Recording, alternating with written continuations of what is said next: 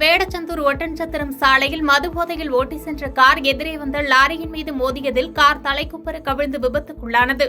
திண்டுக்கல் மாவட்டம் இடையக்கோட்டை அருகே உள்ள குறிகாரன் வலசு கிராமத்தைச் சேர்ந்தவர் விவசாயி சுப்பிரமணி.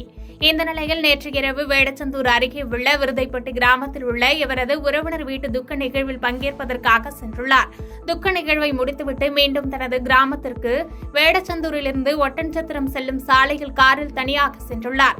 கார் ஆத்துமேடு அருகே சென்று கொண்டிருந்த போது ஓட்டுநரின் கட்டுப்பாட்டை இழந்து எதிரே வந்த லாரியின் மீது பயங்கரமாக மோதியது. இதில் கார் தலைக்குப்புற கவிழ்ந்தது. காரின் உட்பகுதியில் படுகாயங்களுடன் சிக்கிக் கொண்டிருந்த சுப்பிரமணியை அருகில் இருந்த பொதுமக்கள் மீட்ட நிலையில் மேல் சிகிச்சைக்காக திண்டுக்கல் அரசு மருத்துவக் கல்லூரி மருத்துவமனைக்கு அனுப்பி வைக்கப்பட்டார். விபத்து குறித்து வேடச்சந்தூர் போலீசார் விசாரணை நடத்தி வரும் நிலையில் மதுபோதையில் காரை இயக்கி விபத்தில் சிக்கிய சம்பவம் பெரும் அதிர்ச்சியை ஏற்படுத்தி வருகிறது. பாதகம் செய்பவரை கண்டால் நாம் பயங்கொள்ளலாகாது பாப்பா.